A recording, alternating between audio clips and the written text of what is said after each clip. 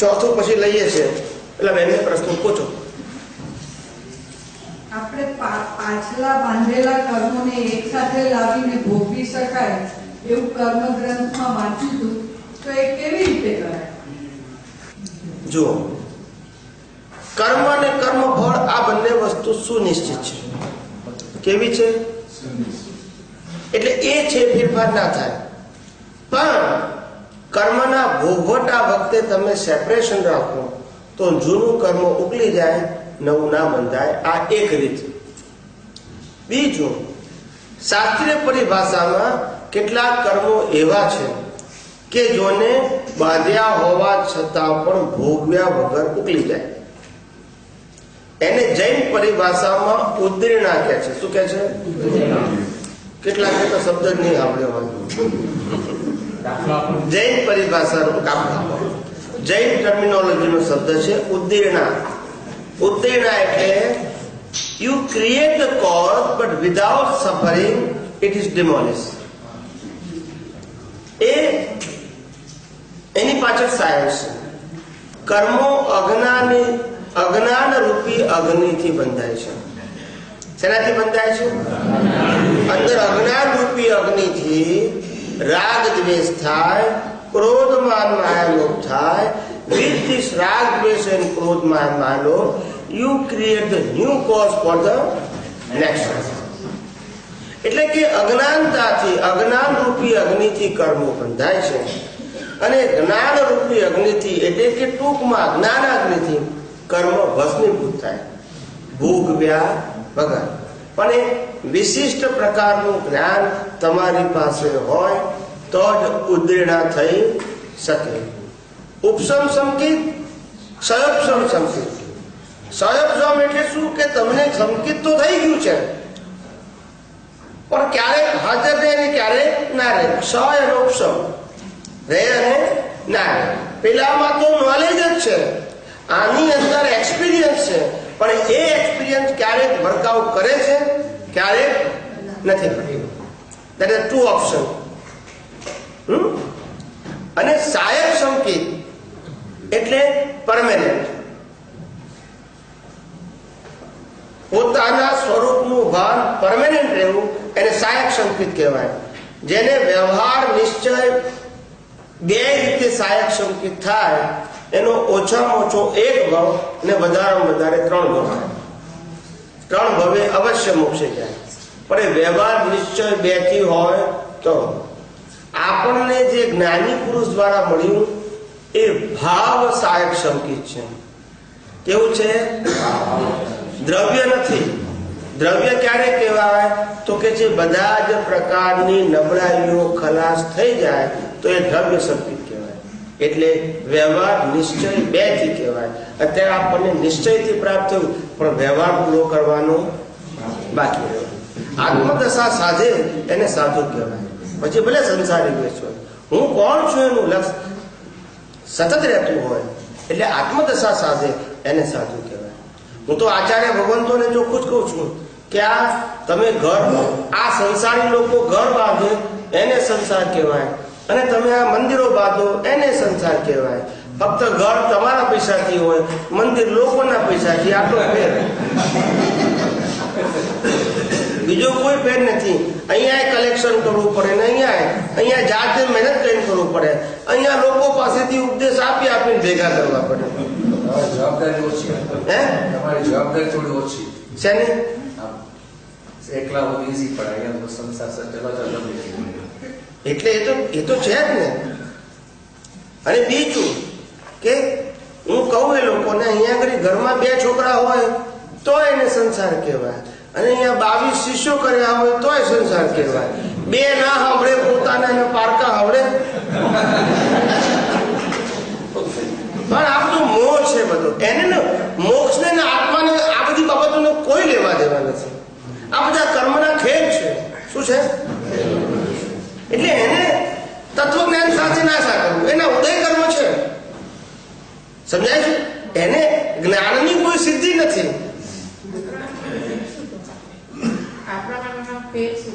કોણામાં? કપડાનો.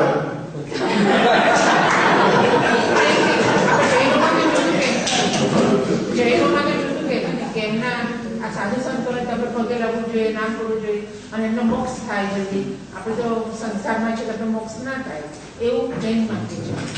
એક ભાઈએ કીધું હતું કે અમે સંસારમાંથી છૂટી શકતા કેમ નથી. મેં કોઈ એનું એક જ કારણ છે, સોમપુરાએ બનાવેલી મૂર્તિમાં ભગવાન દેખાય, આ કુદરતે કરેલી મૂર્તિમાં ભગવાન નથી દેખાતા. ના સમજાય? સોમપુરાએ બનાવી એમાં ભગવાન દેખાય, આ કુદરતે બનાવી એમાં નથી દેખાતા. આમાં છે પેલામાં નથી. લાખ અવતારે છે આવવાના, ખાલી શ્રદ્ધા છે આપણી. અહીં તો હકીકતમાં આત્મા છે. આ કુદરતની બનાવેલી છે મૂર્તિ. કોણે બનાવી છે? કુદરતે. અને અંદર ભગવાન છે સાહેબ. એ દેખાતા નથી, પેલા દેખાય છે. હવે આમાં દશા વધે કે બે? કપટ એટલે શું કે કોઈ પણ વસ્તુને જેમ છે તેમ નહીં, તેની વિરુદ્ધ દિશામાં કેવી, એનું નામ કપટ. હા, આ કપટ એટલે કેવું કે ભાઈ આપણને પોતાને લાગે કે સવારે હસબન્ડ બહુ ગુસ્સે થઈ ગયા હતા કારણ વગર, અને હવે આપણે તો ગુસ્સે થઈ ગયા, આપણે ચા સાહેબ 5 મિનિટ મોડી બનાવી અને ગુસ્સે થઈ ગયા, એટલે આપણને પણ અનબેરેબલ લાગે. પણ પછી સ્ત્રી તો ગુસ્સો ના કરે, એ કપટ કરે. કપટ શું કરે? સાંજે પછી આવીને રોજ પેલી પાણી માંગવાની ટેવ હોય, સાંજે ઘેર આવે એટલે પછી પોતે બૂટ કાઢે, ટાઈ બાઈ કાઢે, બેગ મૂકે, પછી કે પાણી લાવજો. એટલે પહેલી વખત કે તો એ સાંભળે જ નહીં, હવાનું કપટ. બીજી વખત કે તારે લાવું છું કે, પણ લાવવાનું નહીં. ત્રીજી વખત જયારે મોટો ગાંઠેથી પાડે તો કેમ તું સાંભળતી નથી? 2 વખત કીધું તો કે લાવું છું, હું કામમાં છું કે છે. એટલે એને એમ થાય કે એ વ્યક્તિએ મારું અપમાન કર્યું હતું, એને બરાબર લગાવું એને. ખ્યાલ આવ્યો? પણ એવું ગુસ્સો ના કરે, બોલતા નથી બધા. એની રીત જુદી હોય, એને કપટ કહેવાય. એને જે કરવું છે તે જ કરે છે, પણ મેથડ એવી હોય કે પેલાને ખબર ના પડે. એવરી સરકમસ્ટાન્સીસમાં પ્રોટેક્શન, એનું નામ કપટ. એટલે કપટ ના આધારે સ્ત્રી અવતાર મળે. એટલે ક્રોધ અને માન મોર દેન 51% તમારામાં હોય ટોટલ કર્મમાં, તો તમને પુરુષનું બોડી મળે. અને માયા અને લોભ મોર દેન 51% હોય તો સ્ત્રીનું બોડી મળે. માયામાં કપટ આવી ગયું. ક્રોધ, માન, માયા, લોભ ચારે બંનેમાં હોય, પણ પર્સન્ટેજ જુદા હોય. અને 75% ક્યાં તો ક્રોધ, માન, માયા, લોભ હોય તો સ્ટાન્ડર્ડ પુરુષ કહેવાય, અને 75% માયા અને લોભ હોય તો સ્ટાન્ડર્ડ સ્ત્રી કહેવાય. અને 51 થી 55% ક્રોધ અને માન હોય, અને 45% લોભ અને કપટ હોય, લોભ અને માયા. તો એ કેવી કહેવાય? સ્ટાન્ડર્ડ સ્ત્રી ના કહેવાય, સ્ટાન્ડર્ડ પુરુષ ના કહેવાય. ક્રોધ, માન, માયા, ક્રોધ અને માન 55% છે અને 45% માયા અને લોભ છે, તો એ સ્ટાન્ડર્ડ પુરુષ ના કહેવાય, એ બાયલા છાપ પુરુષ કહેવાય. અને જે સ્ત્રીની અંદર 55% માયા અને લોભ હોય, 55% માયા અને લોભ હોય, અને 45% ક્રોધ અને માન હોય, તો એને બાયડા છાપ સ્ત્રી કહેવાય. આ બધા સ્ટાન્ડર્ડ છે. શું છે? સમજાય છે ને? એ સ્ત્રી હોય પણ લક્ષણ પુરુષ જેવા હોય, અહીંયા પુરુષ હોય પણ લક્ષણ સ્ત્રી જેવા હોય. આ બધું સાયન્સ છે બધું. હું કશું રેન્ડમ નથી બોલતો. સમજાય છે? મહેન્દ્રભાઈ શેઠ સ્વામીજી, પ્રશ્ન નંબર 1, આ ભાવમાં પાછળના કોઈ પણ દોષો અજ્ઞાનથી કે ભાવથી થયેલા હોય તે શું નલિફાય કે કમ્પ્લીટ ક્લિયર થઈ શકે? યા કોઈ પણ ભાવમાં બંધાયેલા હોય કર્મ ક્લિયર થઈ શકે? આ ભાવમાં બંધાયેલા કર્મો હોય એને તો આપણે પ્રતિક્રમણ કરીને ડિસ્ટ્રોય કરી શકીએ, પણ પાછલા અવતારમાં બંધાયેલા કર્મો જેનું ફળ આપણને આ ભાવમાં મળે, એ આ ભાવમાં જે મેં કીધું તે પ્રમાણે હમણાં જ આગળ વાત થઈ ગઈ કે પ્રકૃતિને પરમાત્માને છૂટા રાખવા, એનું નામ પરમ વિનય. એટલે જ્ઞાને કરીને પરમ વિનયમાં રહો તો આ ભાવમાં ભોગવતા કર્મો ભોગવી લો પણ નવા બંધાય નહીં. અને આ ભાવમાં બાંધેલા કર્મો હોય એ પ્રાયશ્ચિત કરીને ઘૂસી શકે. ઓકે. અને લાસ્ટ છેલ્લો ક્વેશ્ચન, શું કોઈ સિસ્ટમ કે સમજણ છે કે વિજ્ઞાનમાં કે જે અમે પાવરફુલ કરીએ તો કેવળ જ્ઞાનના મોક્ષનો નિશ્ચય નિર્ણયથી ભાવ આજે અહીં હમણાં થઈ શકે ને ભાવ? કેવળ જ્ઞાનનો ભાવ, કેવળ જ્ઞાન તો આપણી પાસે છે, એને ક્રિએટ નથી કરવાનું, રિયલાઇઝ કરવાનું છે. We require only the scientific vision between the separation of relative and real, temporary and permanent. And the permanent is always there, and temporary you have to create through your bhav with rag and dvesh, with pap and punya. So it is an effort. But when you want to realize your soul, it is not require any kind of outside effort, because it is our nature. They require only the vision. સમજાય છે? તમારી પાસે 5 million pound પડ્યા છે, બરાબર છે, અને એ 5 million pound કોઈ અજ્ઞાત જગ્યાએ રહી ગયા છે. મૂક્યા છે તે ખબર છે, પણ ક્યાં છે તે ભૂલી ગયા છો. હવે તમારે જ્ઞાન એટલું જ કરવાનું કે ક્યાં છે તેટલું જ. 5 મિલિયન તમારે કમાવાના નથી. ના સમજાયું? એમ કેવળ જ્ઞાન એ છે, આપણે ફાઉન્ડ કરવાનું છે. How I can realise. It is not matter to achieve, it is matter of realisation. આપણે છેલ્લે પ્રાર્થના કરીએ છીએ.